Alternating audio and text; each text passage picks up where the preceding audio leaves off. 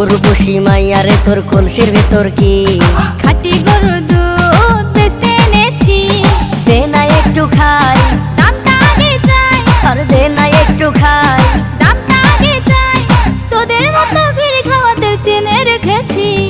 উর্বশী মাইয়ারে তোর কলসির ভেতর কি